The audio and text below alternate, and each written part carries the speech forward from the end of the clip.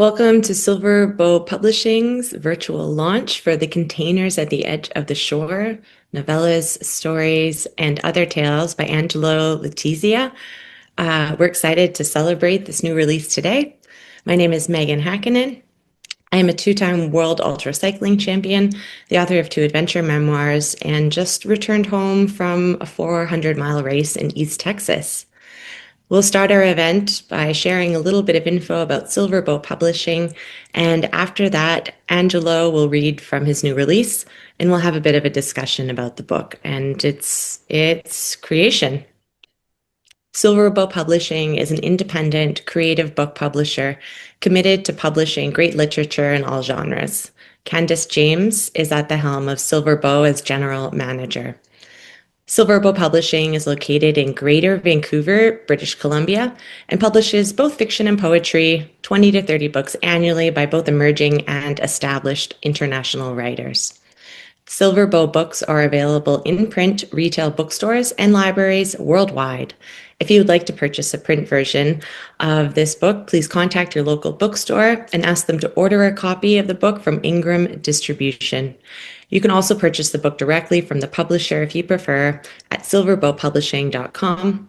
The ebook version is available on Amazon, and I'll paste some links in the chat. Without any further ado, I'm excited to announce our celebrated author. We have Angelo Letizia. Angelo writes fiction and poetry, research papers, and novels.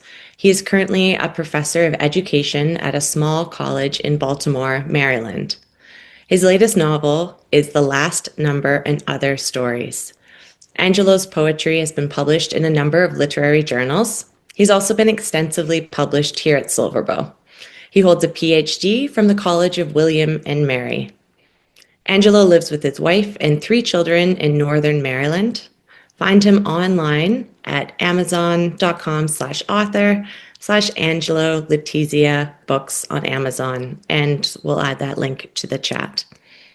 Welcome, Angelo. We're really excited to have you join us today to talk about The Containers at the Edge of the Shore and read from it.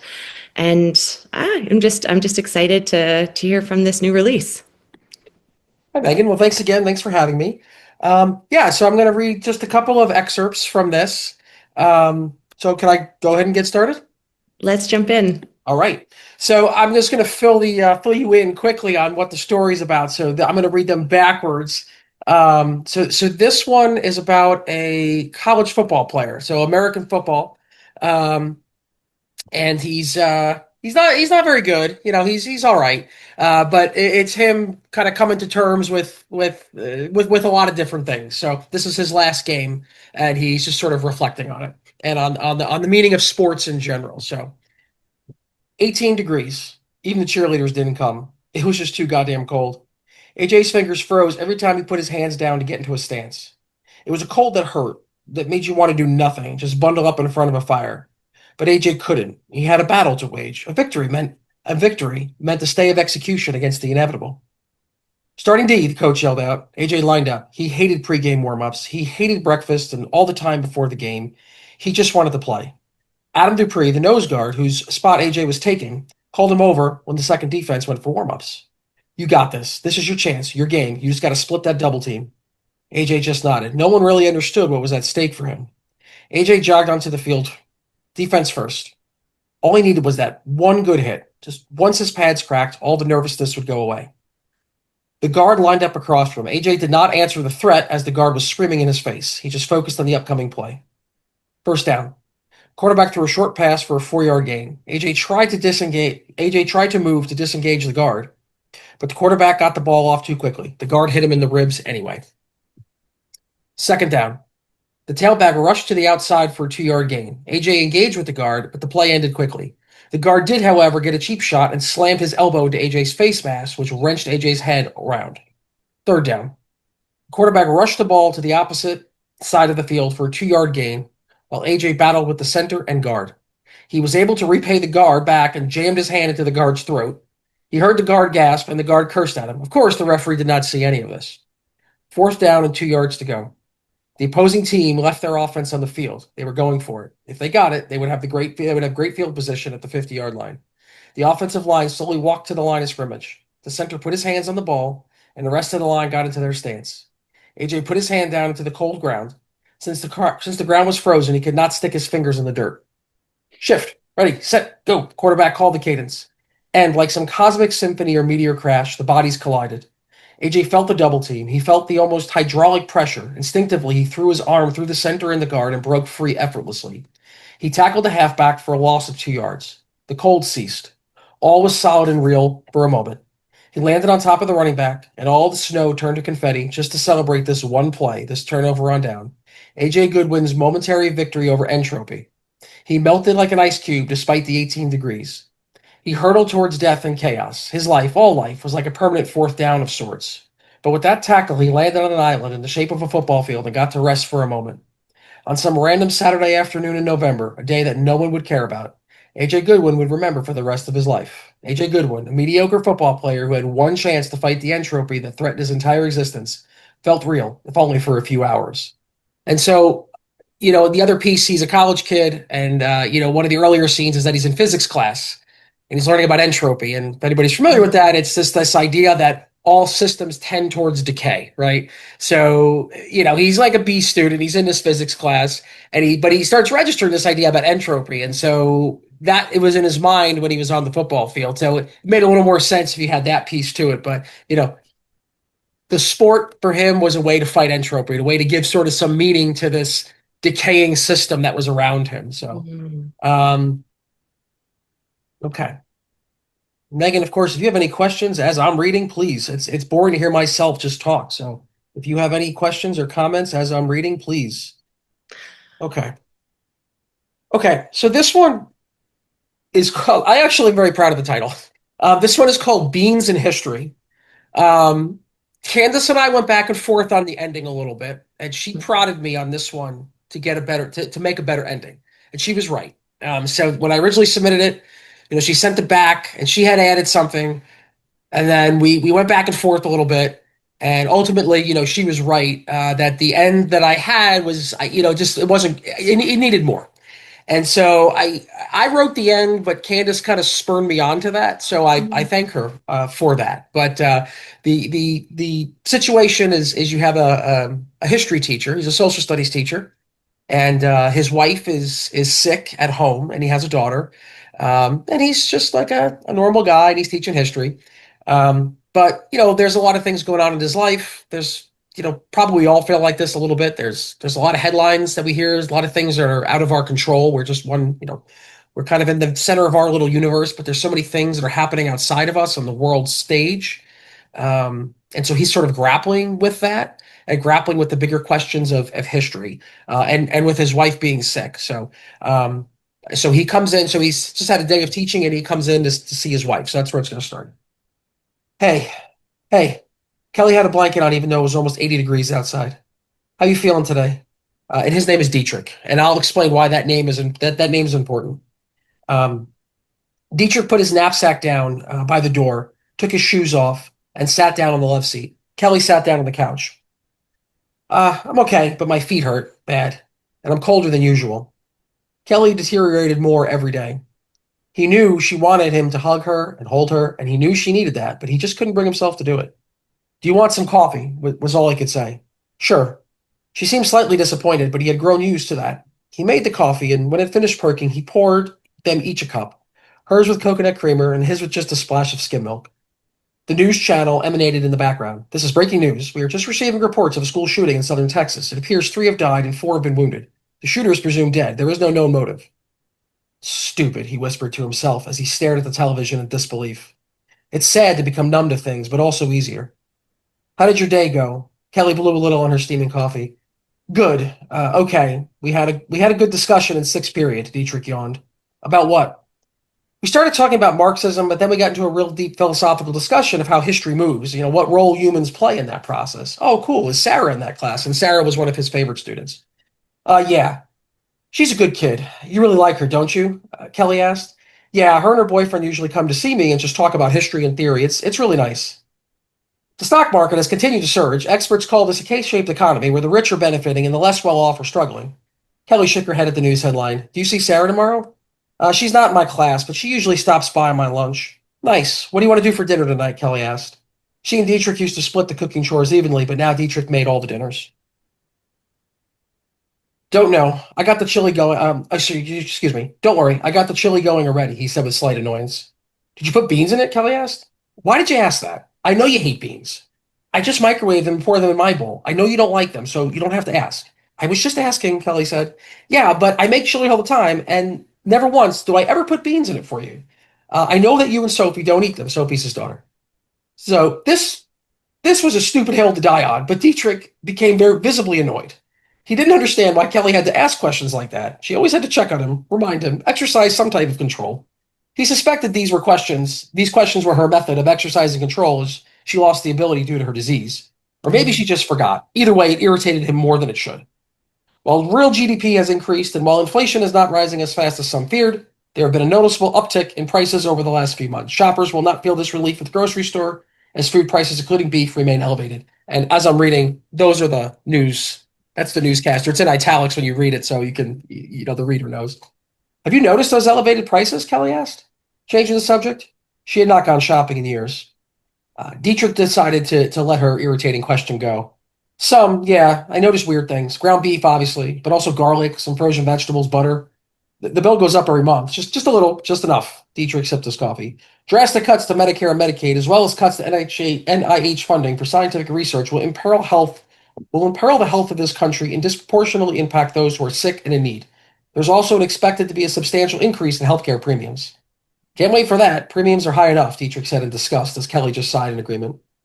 The garage door opened and rattled the house. Oh, I think Sophie's home, Kelly said. Good. I'm going to start on the rice. We can eat in a little bit. Excellent. I'm starving. Dietrich began to cook the rice and watched his wife, wrapped in a blanket on an 80-degree day on the couch. She was always cold and shivering because she had lost so much weight. She really was pathetic. He hated to think that, but he couldn't help it. She'd probably be at home, and soon. Hey, guys, Sophie said as she came up the stairs. Sophie's blonde hair danced lightly on her shoulders, her short frame slightly hunched from carrying a load of books. Hey, Dietrich called out. How was your day?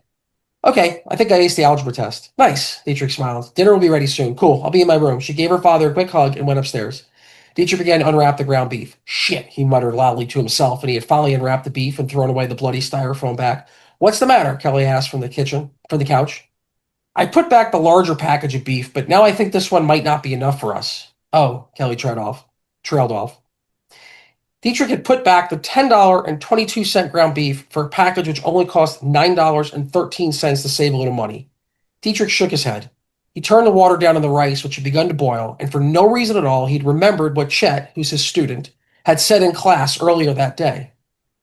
Maybe history was just one dumb decision after the next. That's it, and the only thing that really mattered was this chili in the pot.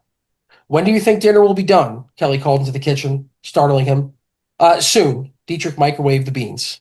So that was it. And so the ending may still leave a little something to be desired, but Dietrich, his last name is escaping me right now, but it was Dietrich Ross.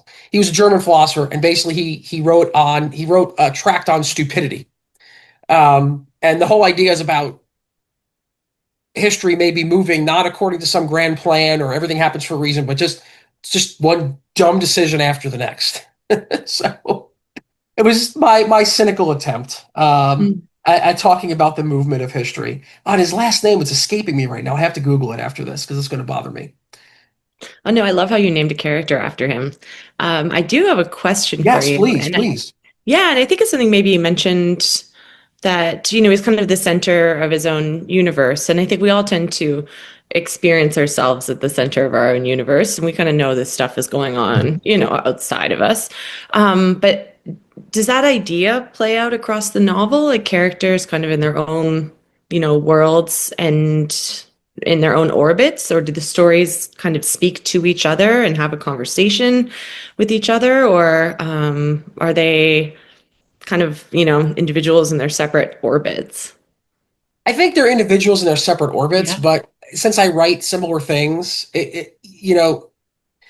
so, all right, I'm a child of the 90s, and I love, if anybody ever watches this recording and they know the band The Smashing Pumpkins, there's a great line, one of their famous songs called Despite All My Rage, I'm a Rat in a Cage. And I think, yeah, so, all us 90s kids know that. But, that line has a lot of relevance to me, even many years later, because I feel like that's what Dietrich feels like, right? He's got a lot of rage, or he's just pissed off about a lot of things, a lot of things. And there was another part that I didn't read where he's haggling with was his insurance company, which I know for Canadian viewers, I don't know how much you know about the American insurance. It's a disaster, and it was a real thing that happened to me. We had sent our My wife had gotten blood work done, and the hospital was like, "Well, we can analyze it here." And I was like, "Sure, okay, sounds good to me." Well, a couple weeks later, I get a bill for 800 something dollars, and so I thought it was a mistake, and I called my insurance company, and it turns out that they covered the hospital, but not the lab in the hospital. So had I sent it to where I was supposed to send it to, it would have been $12. Instead, it was 800. So it's just so he, so that this whole exchange is actually in there.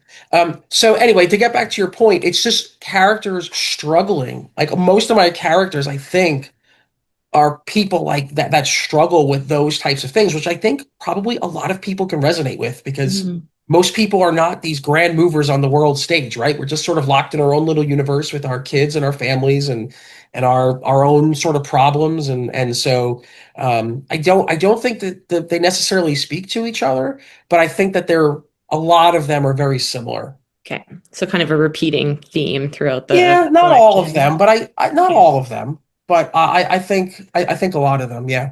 Okay. Okay. Oh, I love how you explained that through Smashing Pumpkins lyrics. It's beautiful. Very poetic. Yeah, yeah. I mean, but and then when I was teaching, there was another. We were teaching. I was teaching about the Roman Empire, so I used to teach social studies, and there was a feeling towards the end that a lot of sort of common Roman citizens had that feeling that things were just so much out of their control that there was just the empire was so far and distant, and a lot of them kind of recoiled and sort of escaped into myths and different things, and we've done that in America and in the world, right? Like, there's many times where people in different civilizations will sort of escape because they just feel powerless. Mhm. um, so I think that's sort of a common theme that I do write about. The next one is really is it. I think this is maybe my favorite story in the book. It's called The Birth, and it's about um, a couple that is trying to have a child, and then they realize they can't. Um, this story was written much earlier, and then when I revised it, I radically changed the ending. So I'm going to read the new ending that I wrote, and then I'll tell you about the old ending. So at this point, his wife, she's infertile. She can't have a child, and this was one of their main goals in their marriage. She leaves him, but then she comes back, and they're going to try to make a life together. And so he comes back, she comes back, and they're going to try to make a life. But then the character who's named Ozzy, and there's a significance to that name, which I'll get to in a moment, has had a sort of a reoccurring dream, um, and then it ends with the dream. So Ozzy wasn't sure if this was a dream or a memory. Most likely, it was the intergrum period between sleep and waking, maybe something like a lucid dream. The figure sat calmly at an old kitchen table in an old kitchen. The kitchen reminded him of his grandmother's. There was tacky statues and figurines all over, little birds to be precise, as well as New York Yankees memorabilia. The old linoleum floor was scuffed and dirty. The table had an old, cheap plastic tablecloth, and the chairs had what looked like white pipes that sprouted from them to make a back, which were not particularly comfortable. Where his grandmother should have been, was the figure from his dream. But he didn't have the ragged hair or decrepit appearance anymore. Instead, he was clean shaven, with a head of thick black hair. He wore a white suit and smoked a Lucky Strike cigarette, just like his grandmother used to. He gently tapped into the ashtray before he spoke. Maybe it was Howard Hughes was a billionaire industrialist that this person was dreaming about. He also had a severe case of OCD. If anybody gets a chance, Google it. It's kind of a wild story. They made a movie out of it with Leonardo DiCaprio a couple of years back. But anyway, so he basically Howard Hughes became a recluse because of his OCD, and this character struggles with OCD. So he thought he might have been dreaming of Howard Hughes, but he wasn't. Maybe it was Howard Hughes, but no, that didn't seem right. The figure resembled Hughes, but it wasn't Hughes. Ozzy thought the figure actually resembled himself in some ways. He had Ozzy's large frame and black hair, and the figure also had similar facial features and mannerisms. Hi, Ozzy. Hi. Again, not very profound. Ozzy's been struggling with his speech lately and doesn't feel like he sounds very profound. You know this is a dream, right? The figure asked in between puffs. Yeah, Ozzy said. Are you God? Ozzy asked, kind of stupidly. The figure shook his head and laughed derisively. I think you know the answer to that already. Ozzy nodded he did. You're not Howard Hughes, right? Ozzy asked, like he was playing the game 20 questions. The figure shook his head again. No, I'm not. Let's just say I'm someone close to you. Ozzy nodded. Did my thoughts cause all of this? Cause Rachel to lose the baby and not be able to have a child? Ozzy asked. He couldn't help but think he sounded like a child. The figure didn't say anything for a few moments, just puffed on his cigarette. He blew smoke toward the television, which was airing some sort of advertisement. Finally, the figure said, You know everything happens for a reason, right? I guess, Ozzy said. But it's not the reason you think. It's never the reason you think. It had to be this way. Sometimes things have to die, and sometimes a story needs to be told. Yeah, said Ozzy a little dejectedly. The figure didn't say anything else. He just kept puffing. When the commercial was over, Ozzy recognized the program. It was Wheel of Fortune, just like his grandparents watched. Vanna and Pat Sajak seemed so much older, though. Ozzy watched outside. In the garden, where his grandfather used to grow basil and oregano, he saw Rachel bent over, planting something in the soil, sweating and dirty, but happy. And Rachel was his wife that couldn't have the baby. Mhm. Instead of a red and orange sunset, the sky was the color he couldn't name, like the translucent jelly in the POC's container. I'll explain what that is. Rachel didn't see him and continued to work in the dirt. Osiris Assar, Osiris was his full name, never had that dream again. So the POC, it's a little bit morbid, but it's the products of conception. It's she had a miscarriage, and this was what it's hospital jargon is what they talk. It's when woman miscarries, um, sometimes they have a jar with it, and so they had to go through that. Um, and so that was actually that happened to my wife and I. So that's how I know that whole process. So they called it the POC. We were like, "What the hell is that?" They're like products of conception. We were like, "Oh," they couldn't just tell you what it was. So his name is Osiris. So his nickname's Ozzy, but you don't find out to the very last line. His name is Osiris. If anybody knows their Egyptian mythology, Osiris was the first mummy. He comes back. He's like the first resurrection. So not Jesus, right? This is like way before Jesus. So Osiris was resurrected as a mummy. So what I really like about this story is I actually don't know what happens in it. The original ending was really morbid. They both die. And I reread it and I'm like, this just doesn't accomplish what I want. So I scrapped the ending and I made this ending. And I, truth be told, don't exactly know what happens, which I think is kind of cool because the readers can kind of piece it together. And so that whole scene that I described was actually my grandmother's kitchen. That's what it was. They were heavy smokers, smoked Lucky Strikes. There was this cheap plastic on everything. They had these stupid figurines everywhere. She was a diehard New York Yankees fan, so they always watched game shows in the New York Yankees. So all that, was real from my memory, which I think makes things more, resonates more. Um, and the whole idea, one piece of it was for his wife. She couldn't have a child, but she wasn't going to let that deter the meaning from her life. And in the end, she's working, she's doing something, and she's going to build a new life, even if she can't have a child. Um, and so the figure was some sort of message to tell him this, but he needed to figure that out. So again, I don't really I don't exactly know what the ending means, but I kind of think that's neat because the reader can kind of compute what they want to that. Mm. All right. And I was going to read just one more short one. Wait, which one's this one? Let me get to it. I have all these things not. Okay, here it is. Okay, so this one. Okay, so this one. Well, I'm going to read it, but you'll figure it out as I go along. So do you do this often? She asked directly. He could not help but admire her bluntness. No, he said with a smile. This is my first time doing this. You? He wasn't sure if that was okay to ask her, but it slipped out. She didn't seem to mind. No, not usually. There was one time back in college, she said with a matter-of-fact way. He just left it at that. Don't take offense at what I'm about to say. Marie scrunched her eyebrows. But you always seem off in a different world, like you're not really here. I mean, you can function and hold a conversation, but I don't know. It seems like your mind is somewhere else. He sees himself curled up in that bed. He remembers how stars burn out and how they punch holes in some universe and right through his solid body. He wants to look at himself through a telescope. How could he tell her all that? How could he tell her about his thoughts? he stammered, I just have odd thoughts sometimes. Like OCD, she blurted out. I don't know. I've never been to a doctor. I probably should. It's starting to get worse. The other day I had to miss work. I never miss work. He could not believe he was telling her all this, but it did feel liberating to speak of it. Or maybe it was just one of those post-sex comfort talks, but at the same time, he was embarrassed. He quickly looked to change the subject. Something caught his eye on the dresser. What is that weird-looking book on your dresser? He got up to look at it. His knees creaked and popped as he walked over, and he suddenly felt old, older than he was. It's an old philosophy book I found at the library. It was written by someone I never heard of. It's called The Philosophy of Progress in Industry by some philosopher named Joseph Joy. He writes about this idea that as society and humankind progresses, there are those that are left behind. But the secrets of the universe are in those that are left behind, she said. Her eyes did not really look at him, but through him. Oh, wow, that seems pretty heavy, he said. Maybe we're the forgotten ones, she said dreamily. Like from the book, he said? Who were they again? The forgotten ones. Joyce said that the universe is all one organism, and we are pieces of that one organism. It's called pantheism. Anyway, as humankind progresses, which is a word he found ironic because progress implies improvement, for him, there is only movement. In this movement, pieces of the universe are forgotten, such as the homeless and the sick and disabled, or just nobody's like us. There's so many people like us, two straight pieces of the universe that should not be joined. But since we were forgotten, no one thought to keep us apart because no one cared about us.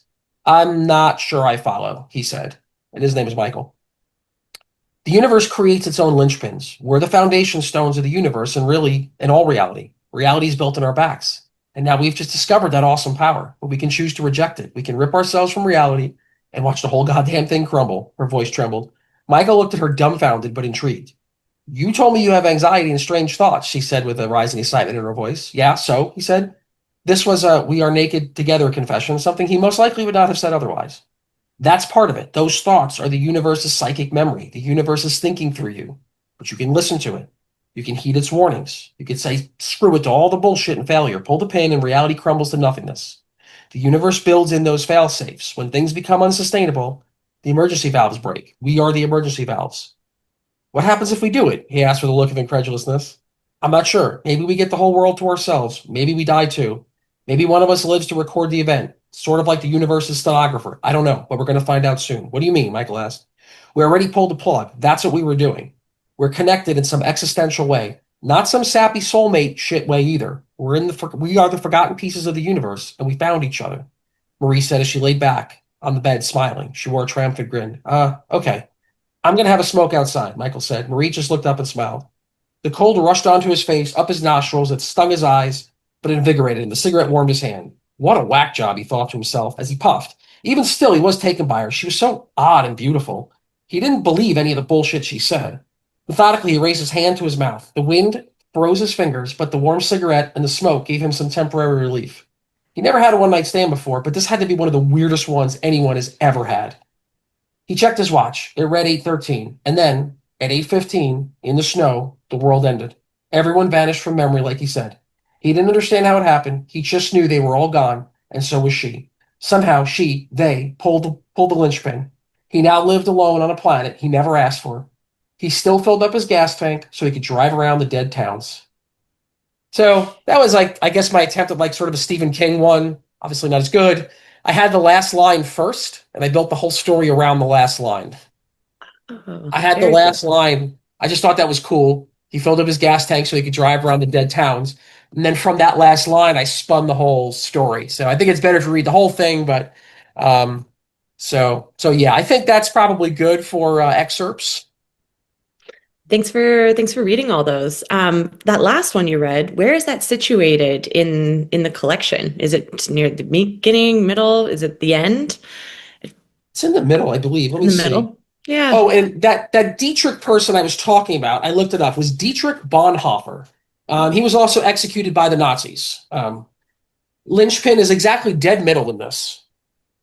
Oh, okay. Okay. Middle, like middle You marker. know, looking back on it, maybe that should have been the last story, actually, now that I think about it.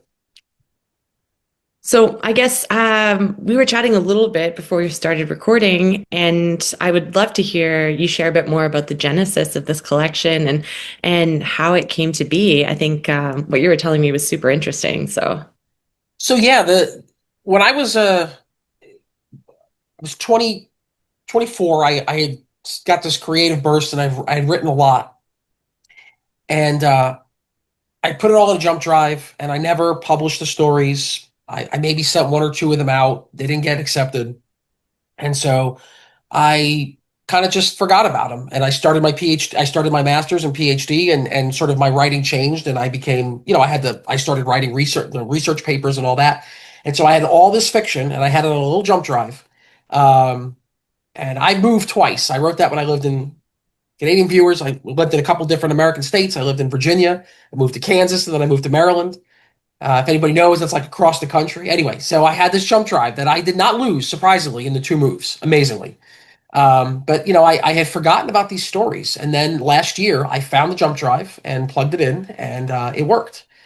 And so I quickly transferred all the stories to a Google Doc, and I went back and I revised them. And all of them are not old. I do have a few new ones. The last one I read was about 4 or 5 years old. I wrote that during COVID. But some of the and I think there's like 20 stories in there, and I think like 15 of them are old stories from about 2004 to 2006. Okay. Um, and then about five stories, like the story about the beans and history, that's a new one. Um, the first one that I read, the fourth down one, that one I actually wrote on my honeymoon. We were in the airport waiting. We had a delay, and we were in the airport, and I had my laptop, and I was clacking away, and I wrote that story while we were on delay in the airport. Um, but yeah, so I had these stories, and they had never been published, and I thought they were lost forever. And once I recovered them, they needed editing. And so, like I said, that story, the birth, the original story was called Husk, the original title, but it's sort of like the irony, right? Like it's called The Birth, but she can't have children, so that's something else to think about, like what is being born here. Um, and so the stories, it was interesting for me to look back and kind of see what I was thinking 20 something years ago. And so like I said, that story, that the birth is probably my favorite story in there with its new ending. I did like it with the old ending. And so I revamped the ending, and I really like it with the new ending. And then a lot of the stories got revised. Some of them got new endings. There was another one in there that got a new ending called Pickles at the Bottom of the Hill. That's probably my favorite title. If anybody knows their philosophy, it's Albert Camus. He is a French philosopher. Talks about rolling the big. It's in the myth of Sisyphus, and he basically talks about how life has no meaning except for the struggle, and that's kind of what the story is about. And anyway, it all makes sense if you know that philosophy. But anyway, so that was like a new title. I didn't know who he was when I wrote it 20 years ago. 20 years later, I knew. So and so I was able to add some stuff to it. So it's nice because I had 20 years of experience and knowledge to be able to add to some of the stories. So. Um, and I knew Candace would publish it, so I polished it up for her, and she published it, and yeah, so it's just interesting. 80% of that was written 20 years ago. Very cool. I think sometimes that people have a hard time editing their work or, taking criticism of their work because it's still too close to their heart. Do you feel like because so much time had passed, it was easier to kind of go in with the insight you've accumulated and just the distance from it, to obviously you're still connected to this writing because, it resonated with you and you wanted to polish it up. But was it easier to kind of edit because of the time in between? Um, yeah, it was a lot easier. I mean, it was like a distant. Yeah, it was like I was editing somebody else's story. It Cool. was really weird. Something else I had to do was like verify a lot of things in there too, because some things had changed, and I had to, make sure. Mm. Um, so but yeah, I mean, you're right. I was a little further away from it, and it allowed me to change some stuff and be a little more critical of certain things. I had also started working with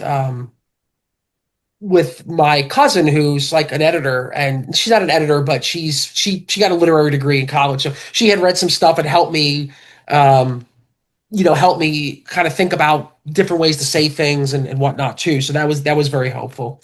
So yeah, it was very strange coming back to this 20 years later.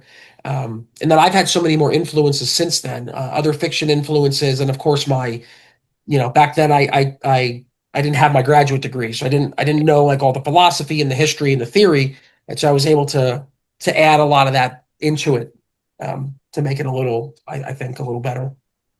Yeah, it does feel like from the pieces you read, the philosophy is kind of layered in, and I think that's a great example of bringing your, your passions into the writing.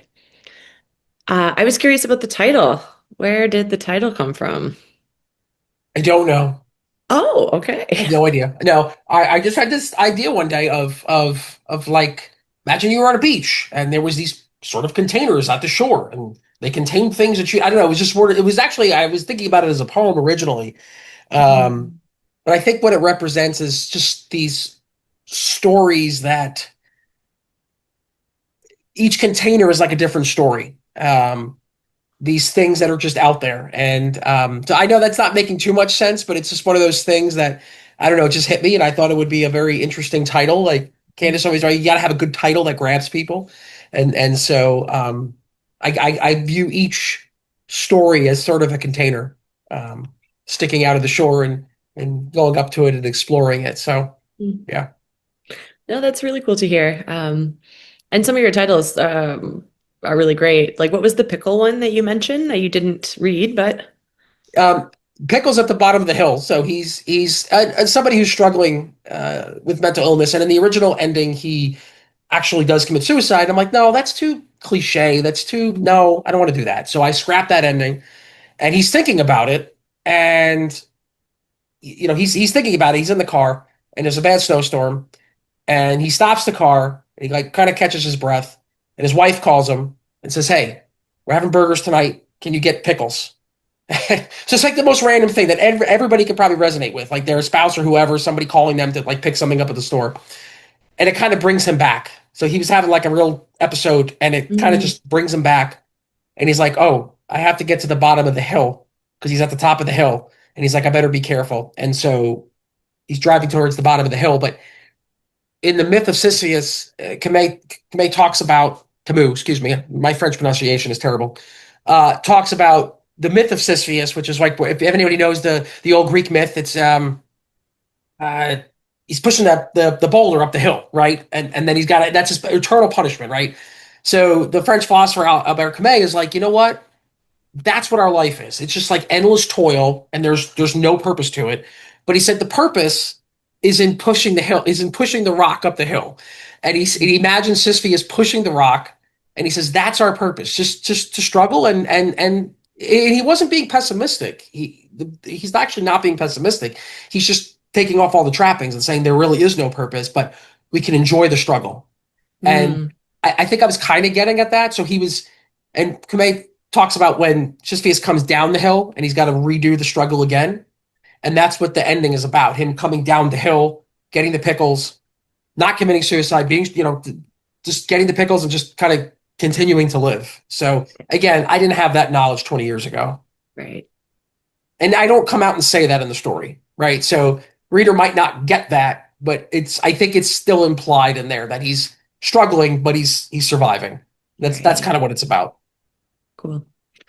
No, thanks for that recap. And that was like a great title. I feel like as an endurance athlete, I can relate to trying to find joy in the struggle. And I try, even when the weather is terrible, I'm Yeah. committed to it. This is what I'm doing. And there are those highs, but I think a lot of people look at endurance athletes, off running or riding their bike and wonder like, why are they doing this? Like this is hard. It's not, it doesn't, it doesn't look like fun.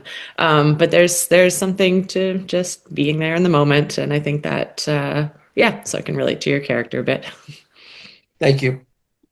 Um, is there anything else you wanted to talk about before we wrap up today? No, I just want to say thank you. I love to talk about the stories, but also the genesis behind them and how they get created and the revision process and so. But I really do thank you for engaging with my reading with my writing. Thank you. Definitely. It was a joy to host this event. It's really interesting to see kind of the conversation that's taking place between your past self who wrote the stories and your present self and what you know, revising them Yeah. as well as your work with Candace to edit them, right? Like Yeah, that's a player in the game as well. And then absolutely. yeah, it's just kind of interesting to hear about that whole process. Well, I guess with that, we can wrap things up for today. Okay. Thanks everyone for joining us. If you're watching this online, we're glad that you could be in attendance. If you'd like to purchase The Containers at the Edge of the Shore, novellas, stories, and other tales by Angelo Letizia, you can purchase them at Silverbow's website. You can order them at retail bookstores and libraries. So ask them to order it from Ingram Distribution. And you can find the ebook on Amazon and Angelo's author pages on Amazon as well. So thanks for joining us and take care.